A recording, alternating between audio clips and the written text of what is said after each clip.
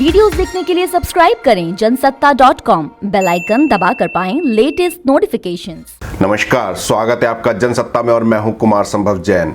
आज तारीख है 26 जून और दिन है शुक्रवार का और मैं आपके सामने हाजिर हूं अब तक की बड़ी खबरों के साथ।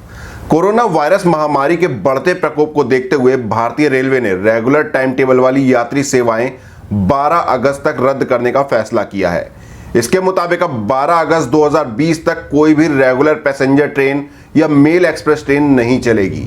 रेलवे ने बताया कि जिन लोगों ने रेगुलर ट्रेन सेवा के लिए 1 जून से 12 अगस्त तक का टिकट बुक कराया है, उनके टिकट की रकम रिफंड कर दी जाएगी।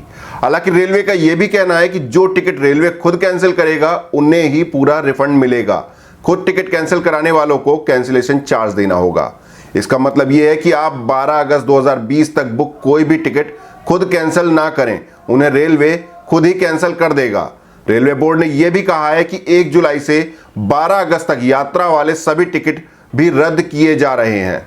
रेलवे बोर्ड के मुताबिक इस ऐलान से प्रवासी श्रमिकों के लिए चलाई गई 230 स्पेशल ट्रेनों पर कोई भी असर नहीं पड़ेगा।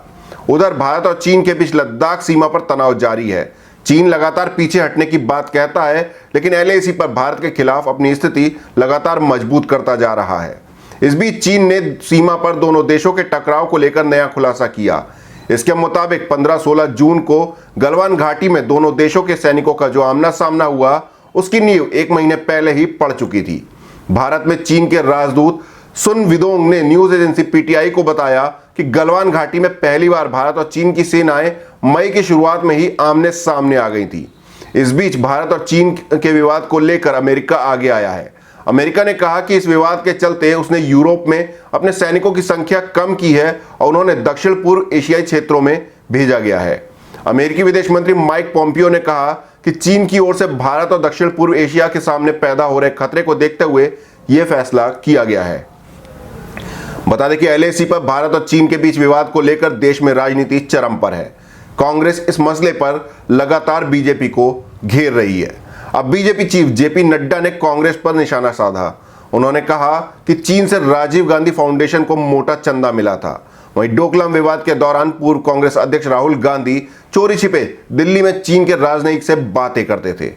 देश में मानसून की शुरुआत हो चुकी है, लेकिन इस दौरान आसमानी बिजली गिरने से बिहार, झारखंड और उत्तर प्रदेश में 100 से ज्यादा लोगों की मौत हो गई। इनमें सिर्फ बिहार में 83 लोगों की जान गई है। बिहार के CM नीतीश कुमार ने सभी मृतकों के परिजनों को 4-4 लाख रुपए के मुआवजा देने का ऐलान किया है। वहीं PM मोदी ने भी ट्वीट करके इस मामले में दुख जताया। उधर पतंजलि की दवा कोरोनिल को लेकर शुरू हुआ विवाद थमने का नाम नहीं ले रहा। इस मामले में पतंजलि के CEO आचार्य बालकृष्ण एक बार फिर सामने आए। उन्होंने कहा कि हमने कोरोनिल दवा की मैन्युफैक्चरिंग के लिए हर प्रोसीजर का पालन किया। हमने पारंपरिक सबूतों के आधार पर लाइसेंस के लिए आवेदन किया जिन्हें दवा में इस्तेमाल किया जाएगा। हमने उन कंपाउंड्स पर काम भी किया और लोगों के सामने उसके क्लिनिकल ट्रायल के नतीजे भी रखे। लाइसेंस लेने के दौरान हमने कुछ भी गलत नहीं किया। हमने कोरोना दवा का प्रचार नहीं किया, हमने तो बस इसके प्रभाव के बारे में लोगों को बताया है। इस बीच पाकिस्तान के प्रधानमंत्री इमरान खान ने नेशनल असेंबली यानी संसद में कुख्यात आतंकी ओसामा बिन लादेन को शहीद बता दिया। उन्होंने कहा कि अमेरिका हमारे मुल्क में घुस आया और उसने ओसामा को मारकर शहीद कर दिया। दुनिया भर के मुल्क इसके बाद हमें कोसने लगे। हमें कई साल से आतंक के मोर्चे पर जिल्लत का सामना करना पड़ रहा है। दरअसल न्यूज एजेंसी ANI ने एक वीडियो जारी किया जिसमें इमरान खान ये बात कहते हुए नजर आए। आपको बता दें कि भारत में लॉकडाउन खुलने के 25 दिन बाद कोरोना का संकट लगातार बढ़ता जा रहा है। पिछले 24 घंटे के दौरान देश में कोरोना के अब तक के सबसे ज्यादा मामले 17,296 केस सामने आए। वहीं 407 लोगों की मौत हुई है।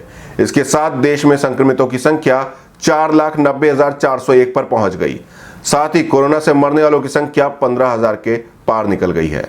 उधर पूरी दुनिया में कोरोना वायरस से अब तक 97,14,805 लोग संक्रमित हो चुके हैं। इनमें 52,85,000 से ज्यादा लोग ठीक हो गए हैं। वहीं 4,91,856 लोगों की मौत हो चुकी है। इस बीच centre for disease control and prevention ने कहा है कि अमेरिका में 2 करोड़ लोगों के कोरोना से संक्रमित होने की आशंका है।